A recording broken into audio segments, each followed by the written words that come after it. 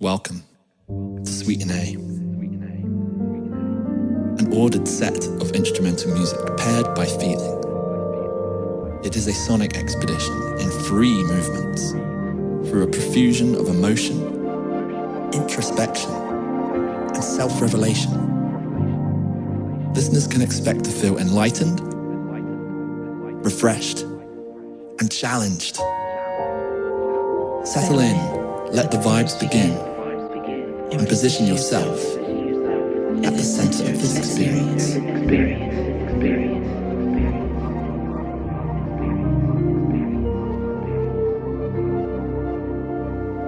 Hi, I'm Marcus with True Star Radio, where you speak their truth. Today we're talking to Ami, who is a musician artist. Let her take it away from here. Hi guys. I'm Ami. I'm a musician and artist and producer and songwriter. I play keyboards and have been musical director for a lot of different artists, including Jamila Woods and Smino. I've toured with Raphael Sadiq and SZA. So yeah, I've been able to do some really cool things. Hi, I'm Tyler. Hi. So when you where did you first start? Playing music? Yeah, so I was raised in church. My parents are pastors. So when I was growing up, like the biggest thing about church was the music for me. It was just always so captivating. So I started playing drums in church when I was 5 years old. And like the 90s was a different time, the late 80s and 90s was a different time. So seeing a young lady play that type of instrument was not welcome, with open arms in a setting like the Black church. So by the time I was 15, I was just like completely done with like playing the drums and trying to like do stuff like that. So I had already started playing piano when I was 10. My dad's side of the family is from Cleveland, Ohio. My mom's side is from Gary, Indiana, like the Chicago area. So growing up, I lived in Cleveland until 5th grade, and then we moved back to Gary, and I went to a performing arts middle school and high school where I was a piano major. So I was getting really high level, like Western classical, like training, just training in everything though, not specifically that. Like we had training in all areas of music, but I was just getting really high level musical training at a young age, and it was very beneficial for me. So yeah, that's kind of how I got my start. Okay. So when you make your music, where do you draw your inspiration from? My inspiration is always drawn from things I've experienced, or it could be a fit of my imagination as well. So it's either real or it's not. So that's kind of where I draw my inspiration from. I draw a lot of inspiration from people. As far as being a songwriter, I draw a ton of inspiration from conversations. Like some of my best songs that I've ever written have come from me having a conversation like with a friend that was just like a crazy conversation. So yeah, I draw a lot of inspiration from things I've experienced, people I've interacted with, or just things that I think in my head would be nice things to experience. So, yeah. Hi, I'm Aspen from Tuesday as well. How and when did you decide that Chicago was your home? Really good question, because this year actually I was supposed to be leaving. COVID really, really messed me up. I had planned on moving out of the area to pursue some bigger opportunities. So with the shutdown happening, I wasn't able to do that. So it has put me more so in a place of stability here. I think for me, home for me is kind of like that place where you can just like take a deep breath and relax. And Chicago is a great place for me. But I just feel like I just still have work to do just in my overall life. So I don't know if I'm yet ready to like just be here permanently, like indefinitely. This will always be my home, but I definitely plan on living other places to pursue other opportunities and just to really just like live the life that I know that I'm capable of living. So Gotcha. So if you could, and maybe when you're ready, and when this pandemic is finally over, which probably yeah. won't happen for a hot second here, um, where are you planning to go next? Well, this year I was either going to be going to LA or Atlanta. But really my goal is to have a home or someplace that I can live in every place that I intend to work.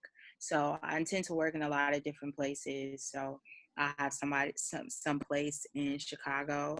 I have a place in LA, a place in Atlanta, a place in New York, and a place in Toronto. So those are all the places that I foresee myself being able to gain some sort of stability and traction in my career, like in those areas. So How since how long have you been in Chicago? I've been in Chicago. What is this, 2020? I graduated college in 2013, so I've been in Chicago 7 years. And then I was raised in Gary, but a lot of my childhood friends are from the city because we went to church over here, and I was involved in a lot of community activities and stuff like that over here. So I was over here. We just lived in Gary. So Also, what did you like about Chicago? Because I like the hot dogs, the festivals, the parties. It's yeah. all pretty fun. For me, I mean, even as an adult, like the biggest thing about Chicago is just the energy. You know what I'm saying? The energy in this city is unlike the energy anywhere else. And I've traveled a ton of places. So the energy in Chicago, just like the vibe, like it's just like, I gotta have this. I gotta. The food is also great as well. The food is really, really good here. So yeah, the scenery is great. Downtown is great, just as far as the skyline and just, just like the overall, just the little details that make the city unique, is what I appreciate most about here. Okay. I got another question. For sure. Do you travel a lot? In regular times, yes. But in COVID times, no. Yeah, I know that. I was just Yeah. asking because, actually, when I talked to, what was he, like the founder of DC Comics? He said one way that you can draw inspiration is to just travel a lot, see the world, Yep. and see all these different things, and just Yeah. take it all in. You know? Yeah, for sure. That's why I want to have homes in all of those places. Because one thing I've learned, like growing up and like traveling, and it's like I travel a ton for work, so then when it comes time to travel for vacation, and I'm like, oh, okay, yeah, it'd be cool to go to Miami and do this. But it's like when I get to places, I still want to work because I love work. Like I love working on music. I love being creative. So for me, it's not necessarily about like a vacation. It's just like more so change of scenery that is really what inspires me, and you know what I'm saying, like stuff like that. So yeah. Okay. Uh, Mm-hmm. Also, I have another question. So, with your performances, what I don't you may not know how many live performances you did, but what are some of the good performances you had? Like the good, like maybe live performances or like in a music video or something? For sure, yeah.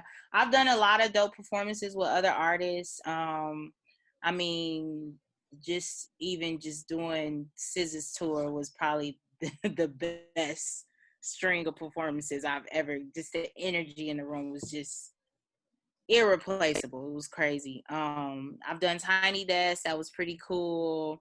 I've done Pitchfork and Man Be on the Beach, and I've done a lot of festivals. Festivals are super dope for artists, in my opinion. I feel like the amount of money typically that you can make from performing at a festival is like what you should be making. Like the accommodations for artists are always like really, really dope. And on top of that, like performing at festivals, you're always going to gain fans that you would have never gained. You know what I'm saying? Like, because people are there to see other people, and they'll hear your set and be like, oh, well, now I want to listen to this person, you know? So I feel like it's really beneficial, like all around for artists.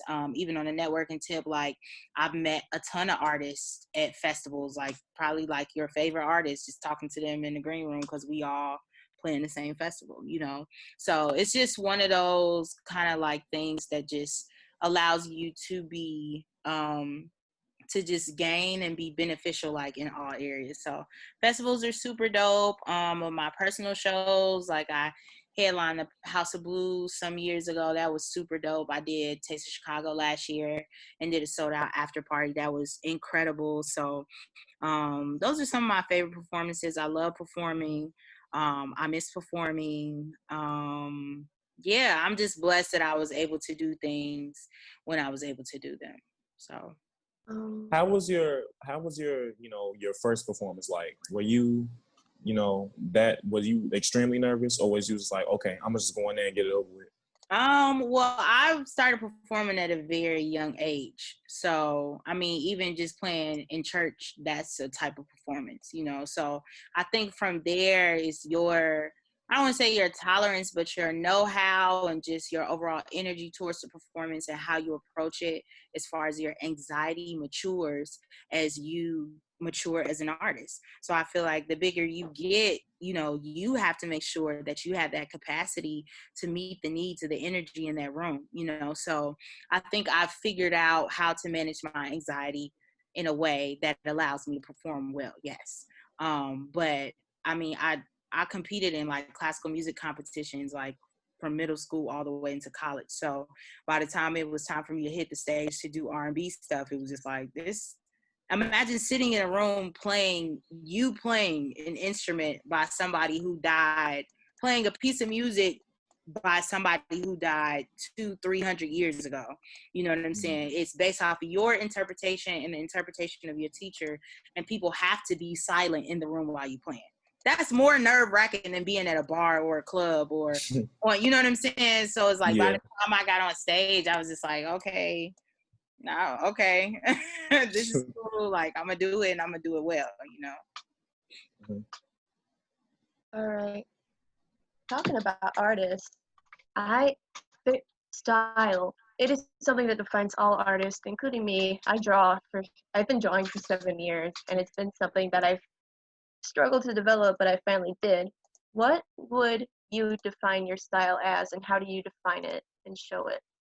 I feel like my style is, and I've been thinking about this a lot lately because I just dropped new music, and I've gone under the genre of like R&B, but I think it's more, for me, it's more like electronic, like R&B and soul. You know, I think my music is very energetic in the way that the production is built, in the way that I vocalize and deliver, you know, like certain lines or stuff like that. So, and then I just know like my vibe can be kind of edgy. It can be I don't know, it just depends on the day. But I feel like I'm kind of like in my head, I'm like, I always kind of have seen myself as a rock star, like just real raw, like, you know, edgy, just innovative, like stuff like that. So, but under the guise of R&B, because it's still my sound is very sweet, very soulful, et cetera, et cetera. So,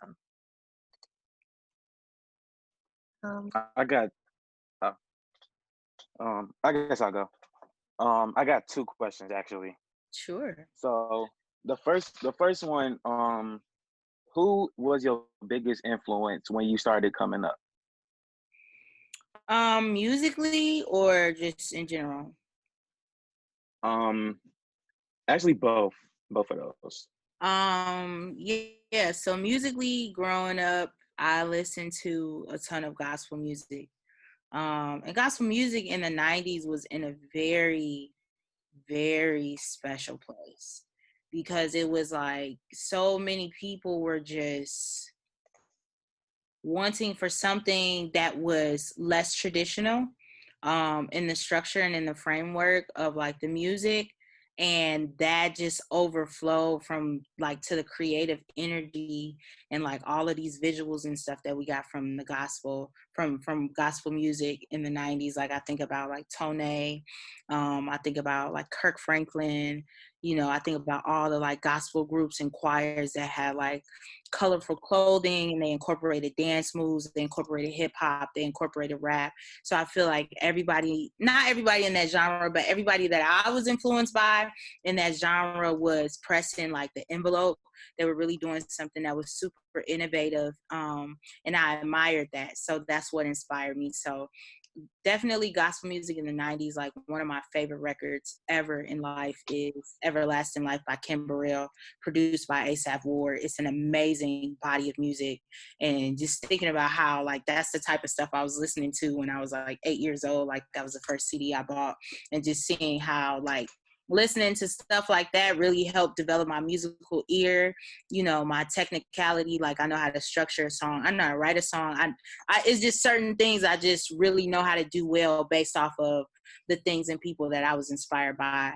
So from a musical standpoint, yes, 90s gospel music. From just an overall standpoint, I've been really inspired by my mother.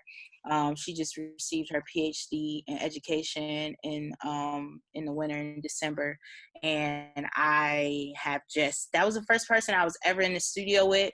My mother is a songwriter. She was never really like a performer or an artist per se, but like she would go to the studio and work with a producer and get her music done. And it was the first time I ever went to the studio. I saw her compete in like Toastmasters and poetry competitions like growing up.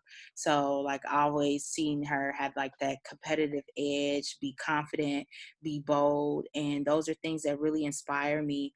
And I feel like those are things that people see. Those are like the first things that people see when they see me. They're just like, oh, you're so bold, or you're so confident. So it's like, okay, cool. Well, you know, I guess I am. So I chose not to go to college right away, like Okay. not this first year at least. So Okay. what would you recommend, like from like an artist musician standpoint, what I should maybe do in that time? I think that you should figure out how to make some money. That is non-music related. And I feel like you should work on your craft. So I don't have any grand revolutionary, I guess, things, but that's what I feel like you should do. Work on your craft, become the best. Take this time to, but because for me, it's like I went to college for music, and in those 4 years, that's what I was working on, becoming the best. So just because you're not in school, that doesn't not, and I know you're not saying it like that, but just think of it still like, hey, like, you know, in comparison to, you know, what people expect, which is not really what you should pay attention to anyway. But still, if you just think in those confines, like there are other people, they're in school and they're bettering themselves. That's all that school is, you know? So even if you're not in school, take this time to better yourself and figure out a way to make money. That is one thing that college, in my opinion, does not teach you, is how to make money. They give you the skills on, okay, do this, do this, do this, get a job here, blah, blah, blah. But knowing how to make money for yourself is not something that I feel like you're taught all the time in school. So figure out how to do that. So whether that's starting a business, doing stocks or investing, um, whatever, figure it out and figure out how to make some money for yourself. Because you, not saying it like that, but money as an artist, it those two things help each other work. So it's like, if you want to get your stuff out there, yeah, you could go the route of a label, you could get sponsors, you could do this, you could do that. But it's like, if you got your own bread, you could do whatever you want to do, you know? So I would suggest, that would be my suggestion. So, what do you think are some of the rules that a musician should know? Just general rules. Well, like some like maybe the golden rules you would say. Okay, yeah. I mean, I feel like those golden rules are they can be seen in every industry. You know what I'm saying? Your soft skills. I feel like that's one thing artists think they're exempt from developing is their character and their soft skills. So knowing how to communicate with people, being on time, doing what you said you were going to do, all of those things I think that's the golden rule. I don't think because if you do those things, you will be successful and you'll be inspired to be more creative. You'll be inspired to master your craft more because you'll be able to walk in spaces and people will receive your energy more because your soft skills are refined. You know how to hold conversation, you just know, you know what I'm saying? Those things come through practice. So, but I feel like a lot of times too, in the industry or just in general in life, you see a lot of spaces that are real like click heavy or I only want to talk to these people or I only want to do this. And it's just like, honestly, you allow yourself to be more successful, the more spaces you can go into, you know what I'm saying? So if you're restricting your own self based off of personal feelings or, assumptions of another person or another group, you may tend to be less successful, so open up your personality, let people see how beautiful your character and your personality is and how beneficial and how much of an asset you are to everybody you meet. Why not take that road, and that'll, in my opinion, because you'll be able to be around more people, you'll be able to get more things, you'll be able to tap into more resources and opportunities. So that's what I would say. Those golden rules: work on your soft skills, treat people how you want to, be treated. Okay, thank you for that. Yeah, one more question. It's from me, yours truly. What advice would you give women who want to start a band? That want to start a band? Mm-hmm. I would say that's a good question. I would say kind of the same thing I would tell anybody is master your craft. Be the best at what you do or try or be on your way to being the best at what you do. I think with that, on that journey, you will naturally attract the people that are supposed to be around you. You know what I'm saying? So then when it comes time to make technical decisions like deciding who you want to collaborate with on a musical level, it'll be more apparent. I think what happens a lot of times, and I'm always like open to like talking to young ladies or mentoring young ladies and just, giving them some of the like game and gems that I didn't have, growing up as an artist or in the entertainment industry. But I think that's kind of like the thing for everything, like master your craft, network, socialize, become more confident, do whatever you need to do to become more confident, learn how to protect your stuff. You know what I'm saying? I think a lot of times, we see women that have been overlooked or stepped over because they have had a great idea and somebody else has come and kind of snatched it from them. But it's just like, don't let nobody come snatch your stuff. So be so proactive, always be working on it, always be, at the forefront of it, always be making it better, and yeah, I think that's what I would say. Yeah. Thank you so much. For sure. Thank you guys.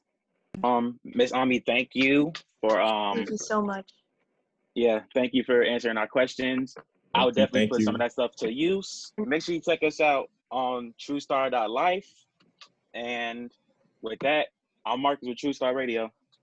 I'm Aston from True Star Radio. I'm Tyler from True Star Radio. And have a good night, y'all. Thank you for listening to True Star Radio, sponsored by True Star Foundation. Follow us at truestar.life and check out our website, truestar.life. Thank you.